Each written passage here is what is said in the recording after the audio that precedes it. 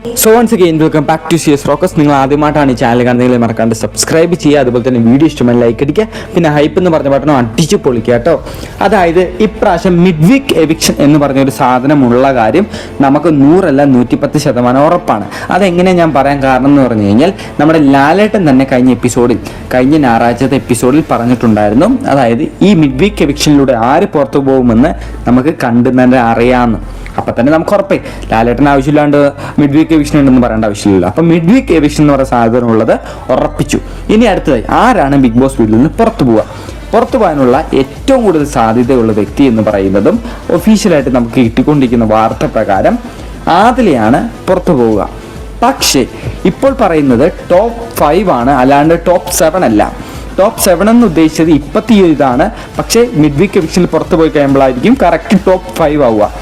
അപ്പോൾ അങ്ങനെ വരുമ്പോൾ 2 പേരെ മിഡ് വീക്ക് എവിക്ഷനിൽ പുറത്താക്കേണ്ടതായിട്ട് വരും. അപ്പോൾ മറ്റൊരാൾ ആരാണ്? എൻ്റെ ഒരു നിഗമനം പ്രകാരം ഈ ഒരു മിഡ് വീക്ക് എവിക്ഷനിൽ പുറത്തു പോകാനായിട്ട് ഞാനൊരാളെ എക്സ്പെക്ട് ചെയ്ത് വെച്ചിട്ടുണ്ട്. പക്ഷേ സോഷ്യൽ മീഡിയയിൽ ഇപ്പോൾ വന്നുകൊണ്ടിരിക്കുന്ന ഒരു വാർത്ത, അല്ലെങ്കിൽ കുറച്ച് ട്രെൻഡിങ് ആയി പൊയ്ക്കൊണ്ടിരിക്കുന്ന ഒരു സാധനമാണ് ആദില പുറത്തായി, അതിനോടൊപ്പം തന്നെ നമ്മുടെ നെവിനും ബിഗ് ബോസ് വീട്ടിൽ നിന്ന് പുറത്തായിട്ടുണ്ടെന്ന്.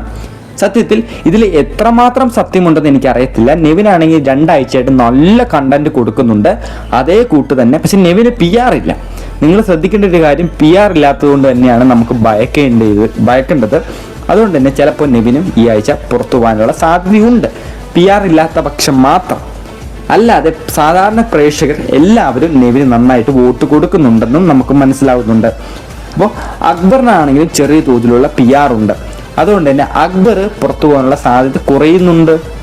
ചിലപ്പോൾ മാത്രം PR ഇല്ലാത്ത പക്ഷം പ്രേക്ഷകരിന് അത്രമാത്രം വോട്ടുള്ളത് കൊണ്ട് നെവിൻ സേവ് ആവാനുള്ള സാധ്യതയുണ്ട്. അങ്ങനെ വരുമ്പോൾ അക്ബറും അതുപോലെ തന്നെ ആദിലയുമായിരിക്കും ഈ ഒരു മിഡ് വീക്ക് എവിക്ഷൻ എന്ന് പറഞ്ഞ ഈ ഒരു കെണിയിൽ വീണ് ബിഗ് ബോസ് വീട്ടിൽ നിന്ന് പുറത്താകുക. സത്യത്തിൽ ഇപ്പോൾ PR ഈ സീസണിലൂടെയാണ് ഈ PR എന്ന് പറയുന്ന സംഭവം വളരെ ട്രെൻഡായി മാറിയത്. അല്ലെങ്കിൽ എല്ലാവർക്കും PR ഉണ്ടെങ്കിൽ മാത്രമേ ജയിക്കാൻ പറ്റുള്ളൂ. ഒരു 25,000-30,000 വോട്ടൊക്കെ ഒരു PR-കാർ ചെയ്ത് കൊടുക്കുന്നുണ്ടെന്നുണ്ടെങ്കിൽ അത് പോരെ.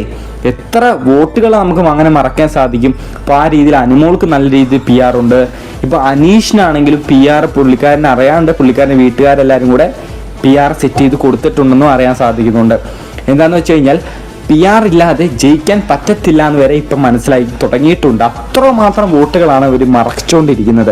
അപ്പോൾ അങ്ങനെ ഇരിക്കുമ്പോൾ അനീഷ് നന്നായി കളിച്ച് സാധാരണ പ്രേക്ഷകർ വോട്ട് ചെയ്താൽ കൂടി ജയിക്കത്തില്ല, അനുമോള് തന്നെ ജയിച്ചു പോകും. അതുകൊണ്ട് തന്നെ അനീഷിൻ്റെ വീട്ടുകാരടക്കം PR കൊടുത്തിട്ടുണ്ടെന്നാണ് അറിയാൻ സാധിക്കുന്നത്. അപ്പോൾ ഇന്ന് മിഡ് വീക്ക് എവിക്ഷൻ എന്ന് പറഞ്ഞ ആ ഒരു ചതിക്കുഴിയിലൂടെ ഇന്ന് എവിക്ഷൻ നടക്കാനുള്ള സാധ്യത ചിലപ്പോൾ ഉണ്ടായേക്കാം. അല്ല എന്നുണ്ടെങ്കിൽ നാളെ എവിക്ഷൻ ഉറപ്പായി നടന്നിരിക്കണമല്ലോ. ലാലേട്ടൻ പറഞ്ഞ പ്രകാരം എവിക്ഷൻ നടക്കണമല്ലോ എന്തായാലും. അപ്പം അങ്ങനെ ഇരിക്കുമ്പോൾ 2 പേരെ പുറത്താക്കുന്നുണ്ട്. 2 പേരിൽ ആദിലയുടെ പേര് നമുക്ക് ഉറപ്പിച്ചു പറയാമെന്നുള്ളൂ. അതേസമയത്ത് നെവിൻ്റെ പേര് നമുക്ക് അത്രമാത്രം ഉറപ്പിച്ച് പറയാൻ പറ്റത്തില്ല. കാരണം ഇത്രയേ ഉള്ളൂ, നെവിന് വോട്ട് നന്നായി കയറുന്നുണ്ട്, പക്ഷെ PR ഇല്ലാത്തത് കൊണ്ട് തന്നെ നെവിൻ പുറത്താകാൻ ചാൻസസ് ഉണ്ട്. അതേസമയത്ത് അക്ബറിനാണെങ്കിൽ PR ഉണ്ട്, പക്ഷെ വോട്ട് കുറച്ച് കുറവാണ്. അതുകൊണ്ട് തന്നെ അക്ബർ സേവ് ആവാനുള്ള സാധ്യതയുമുണ്ട്. ഇല്ല, സാധാരണ പ്രേക്ഷകർ വോട്ട് ചെയ്യുന്നതിലൂടെ തന്നെ ജയിക്കുന്നുണ്ടെന്നുണ്ടെങ്കിൽ ആദിലയും പുറത്താവും, അതിനോടൊപ്പം തന്നെ അക്ബറും പുറത്താവുന്നതായിരിക്കും. അപ്പോൾ എന്തായാലും അടുത്ത അപ്ഡേറ്റുമായിട്ട് ഞാൻ വീണ്ടും വരാം. പിന്നെ മറക്കാണ്ട് ഇത്രയും ന്യൂസസ് നിങ്ങളിലേക്ക് എത്തിച്ച ഈ ചാനൽ മറക്കാണ്ട് സബ്സ്ക്രൈബ് ചെയ്യുക. അതുപോലെ തന്നെ ഒറ്റ ഒരു ലൈക്ക് എല്ലാവരും കൂടി അടിക്കുക. അത് മാത്രമല്ലാണ്ട് ഹൈപ്പ് എന്ന് പറഞ്ഞൊരു പുതിയ ബട്ടൺ ഉണ്ട്, അതും അടിച്ച് പൊളിച്ചേക്കുക.